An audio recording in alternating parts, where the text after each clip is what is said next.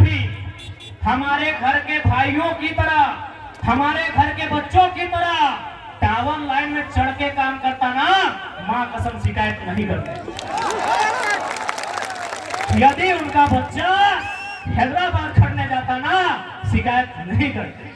यदि उनका बच्चा सूरत में कपड़ा की फैक्ट्री में काम करता ना, हम शिकायत नहीं करते। लेकिन आप पता कर लीजिए, नाम लेने की आवश्यकता नहीं है, उनके बच्चों में क्या योग्यता है नहीं है। कोई किसी कॉलेज का डायरेक्टर है, किसी का बेटा दिल्ली में बैठकर कंपनी चलाता है, और आपके बेटे शाम को ड्रीम एलिमेंट में 49 रुपया लगाते हैं। इसलिए आज नया भारत अभी नहीं कर सकते कैसा होगा, लेकिन नया झारखंड हम लोग देख रहे हैं।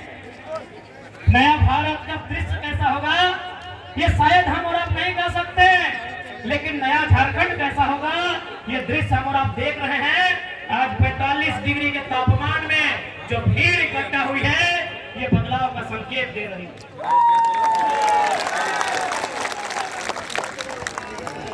इसलिए आज ध्वनि के बीच स्पष्ट क्या चाहो, और साथ ही साथ ध्वनि मन में एक सवाल आवो कि हमने की काम करवाए, तो पहला काम कहना चाह रहे हैं कि अगर हम लोग जीतेंगे तो क्या हो सकता है, क्या कर सकते हैं।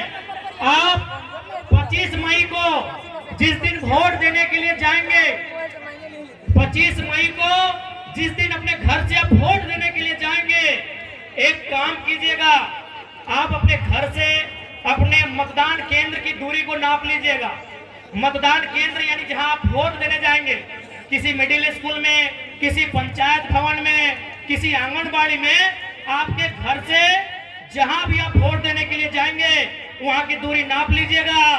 क्योंकि हम लोग जो पहला काम करेंगे वो काम ये होगा कि जितनी दूरी पर जाके आप हमें वोट देंगे, उसकी आधी दूरी पर हम लोग संसद लाइब्रेरी की स्थापना करेंगे।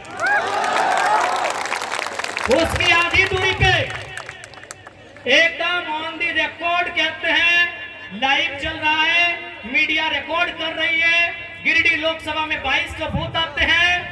सौगंध इस गिरिडीह लोकसभा की मिट्टी की, सौगंध झारखंड की जनता का। हम लोग जो पहला काम करेंगे कि हम लोग संसद लाइब्रेरी की स्थापना करेंगे, और वो लाइब्रेरी चास चंदन क्यारी में नहीं होगा। वो लाइब्रेरी जहां आपका गांव है, जितनी दूरी पर आपका वोट वाला बूथ होगा, उसकी आधी दूरी में वो लाइब्रेरी की स्थापना की जाएगी। ये हम लोग पहला काम करेंगे, क्योंकि मेरा मानना है कि शिक्षा असल कारण है हमारी मुक्ति का। आज यहाँ जितने लोग बैठे हैं सभी मिडिल क्लास फैमिली के लोग हैं। आज जितने लोग बैठे हैं, 2-4 लोग ऐसे होंगे जिनके परिवार में शायद कोई डॉक्टर होगा, कोई वकील होगा, कोई इंजीनियर होगा, कोई दरोगा होगा। यानी सभी हम मिडिल क्लास फैमिली से आते हैं।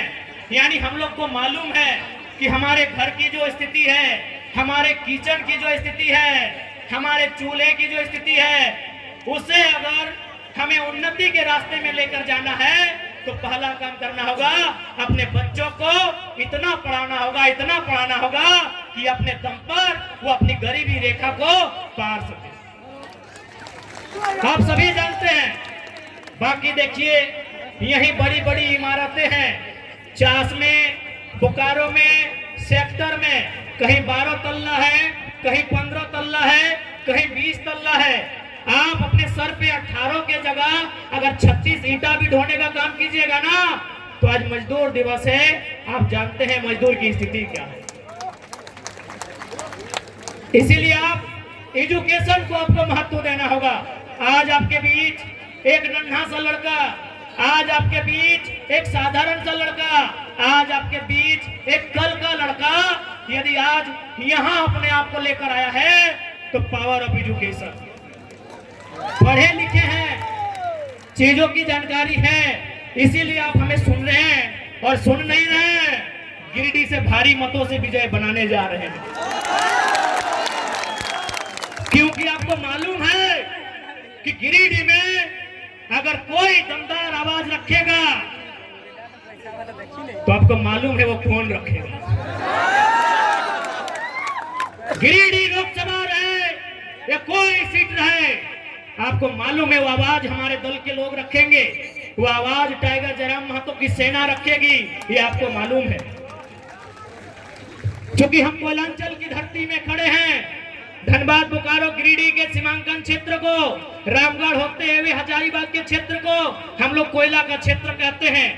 लेकिन आज आपको जानकारी देना चाहेंगे, इसी धनबाद बोकारो को जोड़ने का काम दामोदर नदी करती है। आपको जानकारी देना चाहेंगे कि हमारे झारखंड में 27% कोयला का खनन किया जाता है।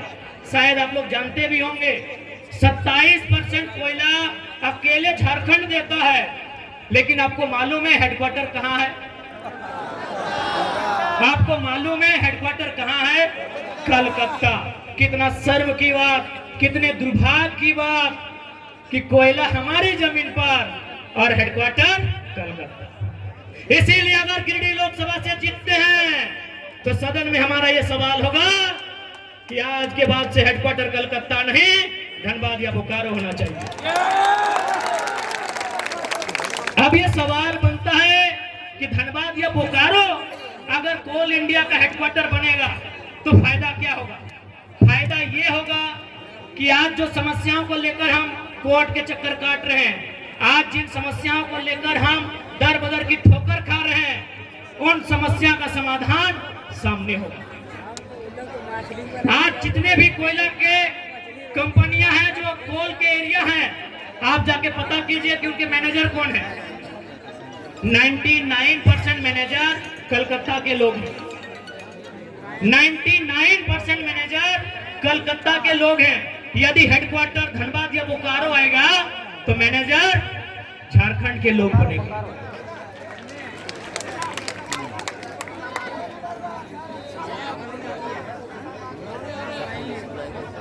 ठीक है, समय अभी कितना है? समय है ना 5 बजे। एसपी साहब निश्चिंत रहिए, आपकी नौकरी को खतरे में नहीं लाएंगे। हमें मालूम है कि यहाँ तक आने के लिए आपके माता पिता ने बहुत संघर्ष किया है। हमें मालूम है आपके साथ तमाम पुलिस पदाधिकारी, पुलिस के जवान आज जो यहाँ पर बहुत संघर्ष किए हैं। यकीन मानिए, जयराम महतो का मतलब ही होता है सामाजिक न्याय, तो आपके साथ अन्याय कैसे करेंगे भला? आपको अरेस्ट ही करना है ना, कर लीजिएगा। एकदम हजारों की भीड़ में देंगे, भागने वाला थोड़ी है, कर लीजिएगा। लेकिन 5 बजे का समय है, उसको कहने दीजिए जनता को। आग्रह है आपसे।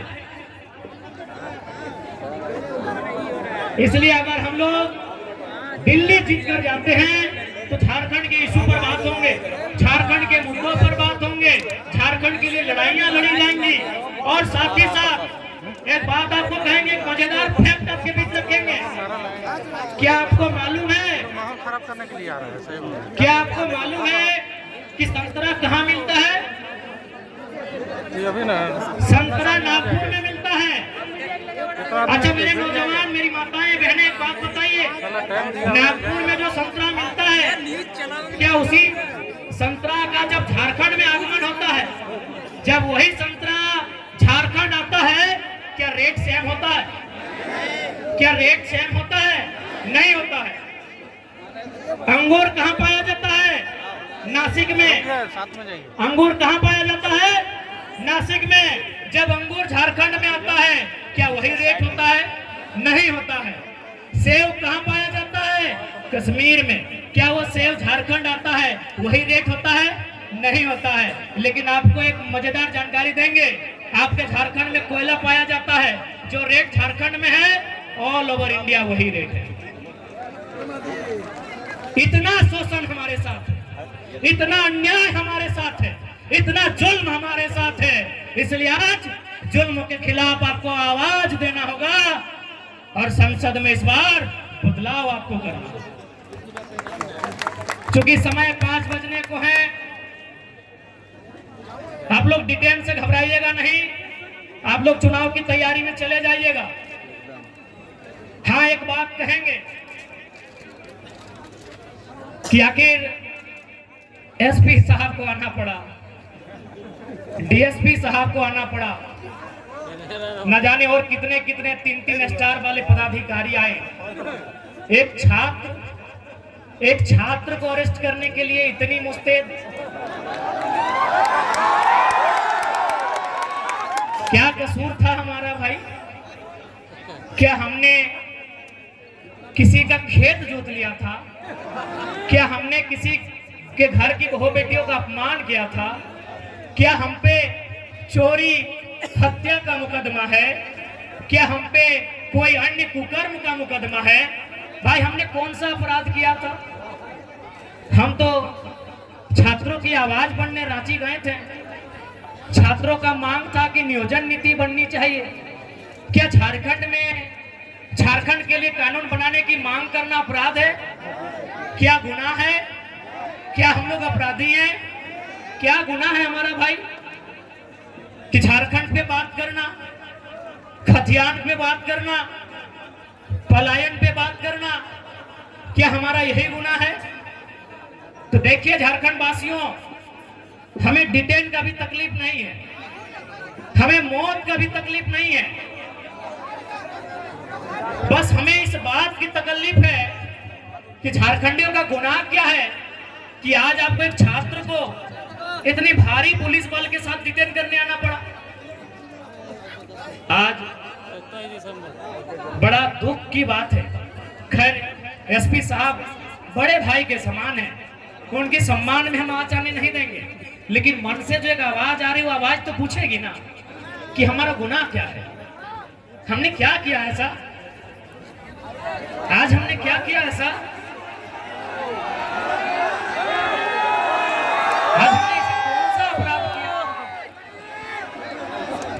इतने ऊंचे ऊंचे पदाधिकारी, इतने बड़ी बड़ी तगमे उनके कंधों पर, इतनी बड़े बड़े सितारे उनके कंधों पर,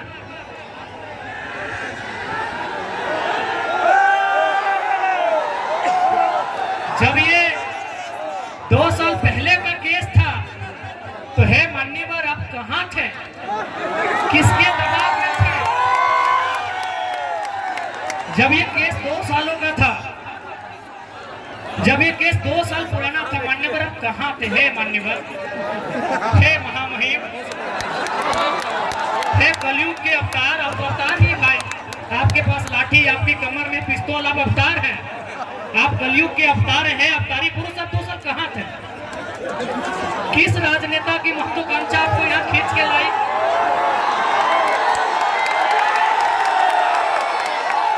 हे अवतारी पुरुषों, ये 2 साल क्यों आप अपनी मेहनत से यहाँ तक आते हैं? आप जनता को बेवकूफ बनाकर नहीं आते हैं, नेता बेवकूफ बनाते हैं, उनके सामने आप इतने गौण हो जाते हैं, आप इतने बौने हो जाते हैं, आप इतने मौन हो जाते हैं। तो सच में अगर आपको लगता है कि आज के नेता आपको काम करने अच्छा से नहीं दे रहे हैं, तो आपको विश्वास दिलाते हैं 24 में हमारी सरकार बनाइए, आपको सम्मान के साथ काम करने दिया जाएगा।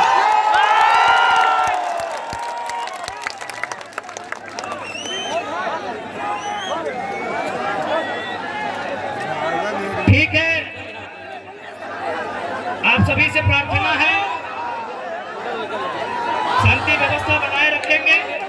देखिए नॉमिनेशन रद्द करने की धमकी बेकार दे रहे हैं। हम लोग संसद में जाना चाहते हैं, अपराधी मत बनाइए। चुनाव लड़ना उद्देश्य नहीं है, मकसद नहीं है, रद्द कर दीजिए। जाएंगे परसना धुमरा में हम लोग रहेंगे। गजब धमकी नॉमिनेशन रद्द कर देंगे। नॉमिनेशन रद्द क्या कर रहे हैं? गर्दनें काट के ले जाइए। बहुत काबिल अफसर है आप लोग। अरे हम लोग संविधान की बात करने सदन में आ रहे हैं।